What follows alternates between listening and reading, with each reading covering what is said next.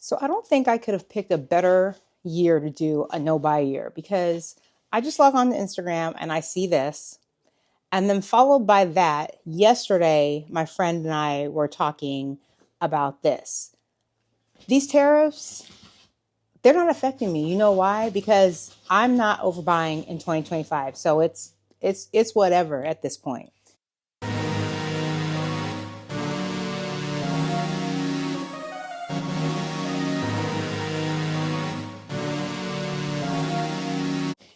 You hear Gigi in the back, you already know the deal. She throws a fit every time I do a video. Anyways, let's talk about it. You know what I've been really impressed with?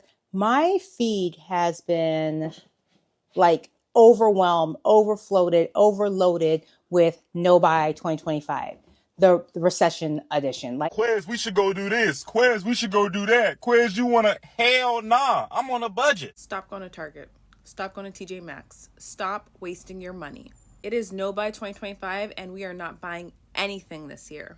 These prices are ridiculous. I have, like I said, Instagram sucks now, so I haven't really seen it too much on Instagram. But as far as YouTube and as far as TikTok, like people are really trying to save their coins and prepare for what's going on. Also, if you're smart, you would be trying, and if you're trying to purchase a house, I'm not in my dream house right now, but I'm still looking. And I'm going to take this opportunity to watch these rates and what happens with these houses because baby, let me tell you, if these house prices drop and these interest rates drop, guess who's ready for it? I'm ready for it. This is just not the year to be over consuming and overspending. I have seen in the last week, if I don't know if you guys followed her, if you were watching the Lux community, KW Shops, I watched her for years and I actually forgot that she made videos because I just didn't see her anymore. And she came back last week and she was like, I'm done with luxury.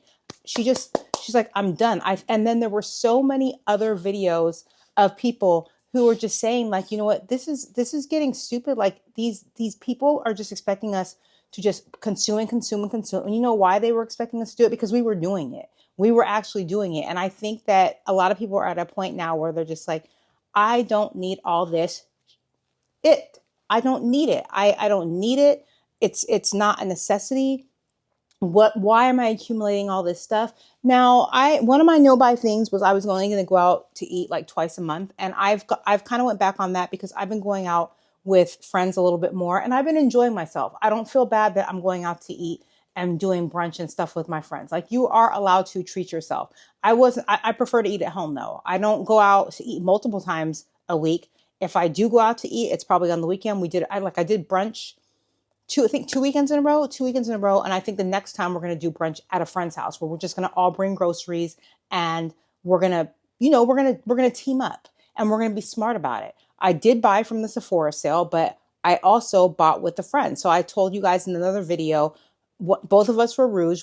We were both agreed that we're not going to be spending $1,000 a month to be Rouge anymore. So we put our baskets together and we'll do that again. And we have another friend that's probably going to be included. And we'll do that again this year and we'll get our 20% off. Like we have to start playing these companies because these companies have definitely been playing us. And you can't really blame it on them because nobody put a pew pew to our head and told us to buy all these things. I think I can't even just blame COVID for it because I was shopping a lot way before COVID. So I'm just gonna take accountability, but I really don't need all of the things that I used to buy. And it's so refreshing watching people on TikTok. I have a few clips I'm gonna stick in here. And I have my notifications turned on where it notifies me when I spend over like a penny. So I literally just look at my notifications at the end of the day and put it in my budget tracker. So I'm gonna show y'all how this looks in my budget tracker.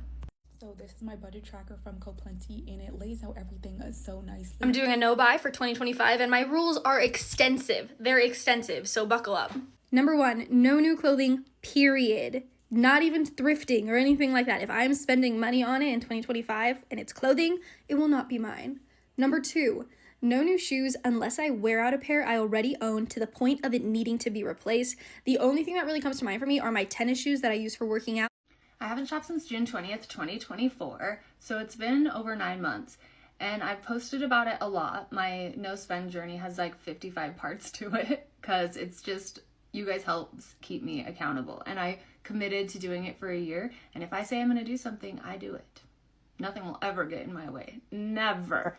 And it just makes me really happy that some people are on the same page. Now, you might not be into No Buy 2025. It's not even 2025. People have been doing this way before, but I think this year it's just been a little bit more of an eye-opening experience. I definitely don't think it's anything to freak out about. Like, for instance, okay, so I saw a few weeks ago, people were like, oh my gosh, a bag of avocados at Costco are $10, right? And with the tariffs in place, they might go up to like $12. I think I saw that on TikTok. You know what? I just won't buy a bag of avocados from Costco. I'll go to Trader Joe's, buy 2 avocados. I don't need the whole bag. There are just so many ways around these situations. And I think that if you've already set yourself in place to have discipline, I don't think that doing a no buy year should really affect you. If you've already been doing all of the things, if you've been saying, I'm not going to, for instance, going out to eat is your thing.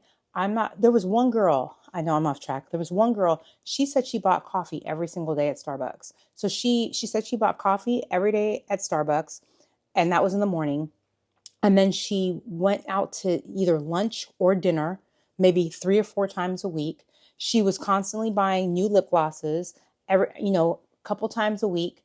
I don't know why you need a new lip gloss a couple times a week. And she was just adding up everything that she was buying. And for her to say a no buy year was really hard for her. So she did it by a week. And so she promised herself, she said, this next week, I am not going to buy any Starbucks. I'm not going to go out to eat. I'm going to eat what I have at home or bring lunch to work. And I'm not going to buy any lip products. I guess lip products were her thing.